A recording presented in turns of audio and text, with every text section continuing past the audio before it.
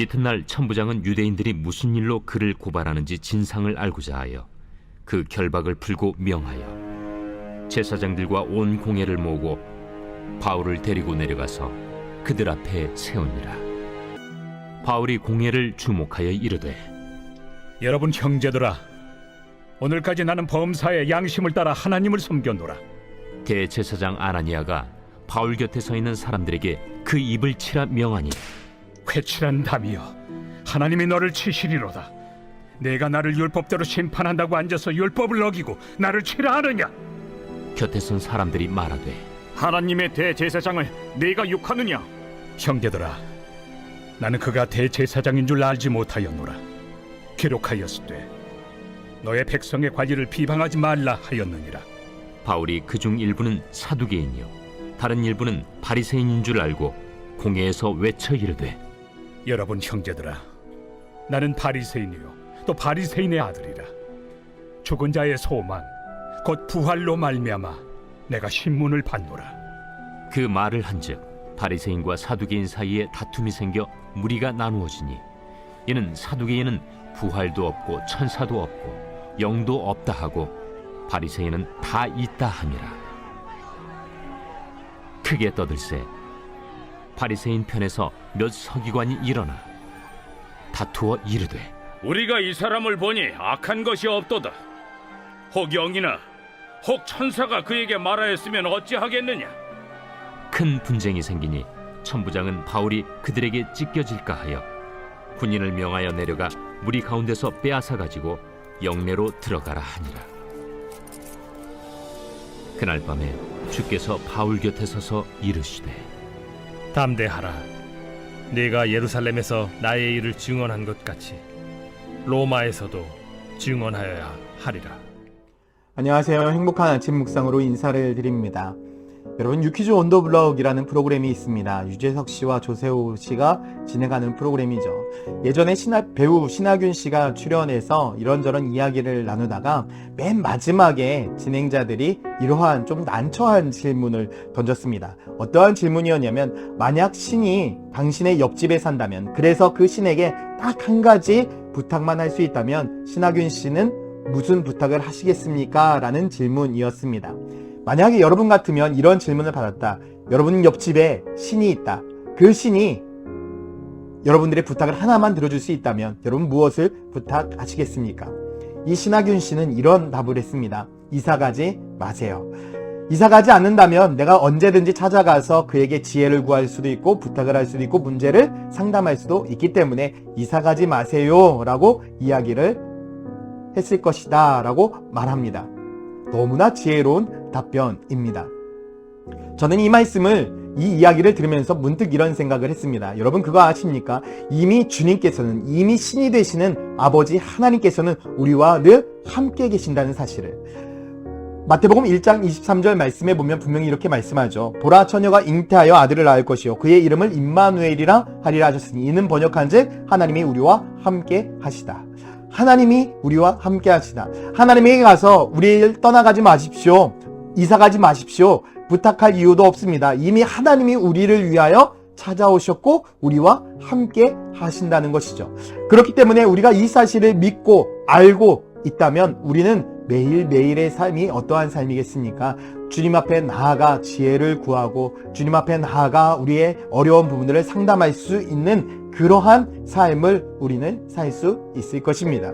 오늘 본문에도 보면 사도 바울이 정말 위기 가운데 속에서 하나님의 놀라운 은혜를 통해서 위기를 넘기게 됩니다. 자기 자신에게 주어졌던 로마 시민권자라는 이 특권을 가지고 천부장에게 이야기해서 어디에 서게 됩니까? 바로 산헤드린 공회 앞에 서게 됩니다. 이 산헤드린 공회는 유대인들의 최고의 의사결정 기관이었습니다. 그리고 그곳에서 자기의 이야기를 변론하기 시작합니다. 1절 말씀에 바울이 공회를 주목하여 이르되, 여러분 형제들아, 오늘까지 나는 범사와 양심을 따라 하나님을 섬겼다라고 이야기를 하고 있습니다. 여러분, 이 산헤드린 공회는요, 장로들과 바리새인들과 사두개인들로 인해서 구성되어진 단체였습니다. 이들이 결정하는 것은 유대인들의 법이었습니다. 이들이 결정하면 모두가 따라야 됐습니다. 사형 이외의 모든 것은 여기에서 결정이 되었습니다.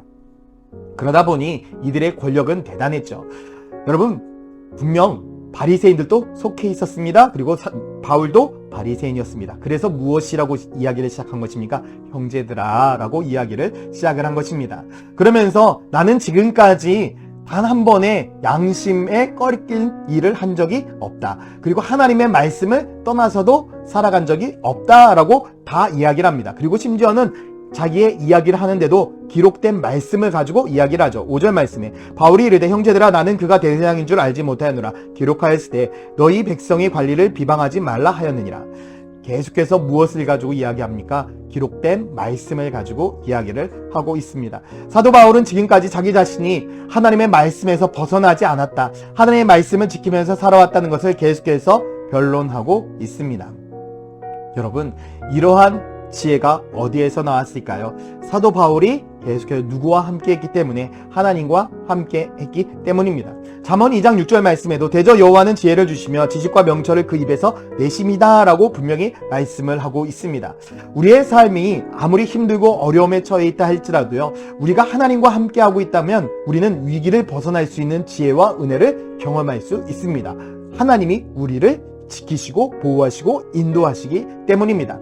하나님이 우리들의 지혜가 되시고 하나님이 우리의 인도자가 되시며 하나님이 우리의 구원자가 되시기 때문에 우리는 늘 주님과 함께하는 삶을 살기만 하면 되는 것입니다.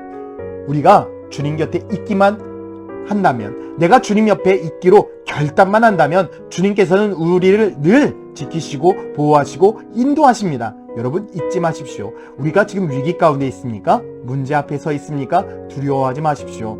우리가 두려워해야 될 것은 하나님과 떠나 있는 것을 두려워하는 것이지, 내가 내 앞에 있는 문제를 두려워해서는 결단코 안 됩니다. 왜냐하면 그 모든 문제, 그 모든 위기를 하나님이 해결해 주실 것입니다. 하나님보다 큰 문제는 없습니다. 하나님보다 큰 위기는 없습니다. 하나님이 모든 것을 이기시고 승리케 하십니다. 그렇기 때문에 위기 가운데 속에서, 우리의 문제 가운데 속에서 우리의 지혜가 되시고 승리자가 되시는 그 하나님만을 붙들고 나아가십시오. 모든 지혜의 근본, 지식의 근본이 되시는 아버지 하나님께서 우리를 승리케 하시고 우리를 안전함으로 인도하실 것입니다. 바로 사도 바울이 그러한 은혜와 축복을 누렸던 대표적인 사람입니다. 수없이 많은 힘들고 어려운 과정 가운데 속에서도 하나님을 붙들고 하나님만 의지하며 나아갔을 때에 죽음의 상황 가운데 속에서도 하나님이 그를 살리시는 그 모습을 경험할 수 있기 때문이죠. 사랑하는 성도 여러분, 주님과 함께 합시다. 주님과 함께함이 지식의 근본이고 지혜의 시작이며 우리가 문제가 해결되는 시작점임을 여러분 꼭 기억하시고, 오늘 하루도 주님과 늘 동행하며 주님과 함께하며 살아가는 믿음의 성도가 되기를 예수님의 이름으로 축원드립니다. 기도하겠습니다. 사랑과 은혜의 아버지 하나님, 오늘 하루도 주님만을 의지합니다. 주님만을 붙듭니다. 우리의 삶 속에서 늘 함께 하신 아버지 하나님과 동행하면서 주님과 함께 할 때에 승리하는 삶이 되게 하여 주시옵소서. 감사드리며 예수 그리스도의 이름으로 기도드렸습니다. 아멘.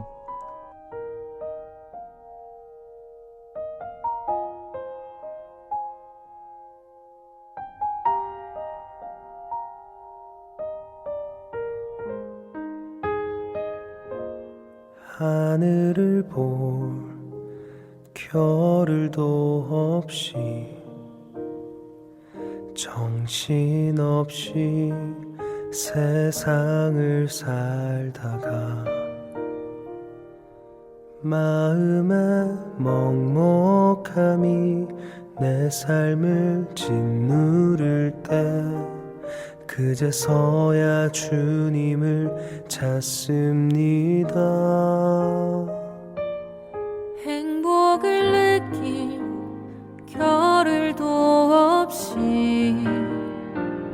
분주하게 세상을 살다가 인생의 허무함이 내 삶을 짓누를 때 그제서야 주님을 찾습니다. 오늘도 여전히 주님은 그 자리에서 우리를 끊임없이 돌보시는데 부족한 내 영혼은 아직도 갈 길을 모릅니다. 내게 믿음 주소서, 내 연약한 마음 돌보소서. 한없는 주님의 사랑 알게 하소서. 영원까지 그의 백성 지키시는 우리 하나님 바라보며 살게 하소서.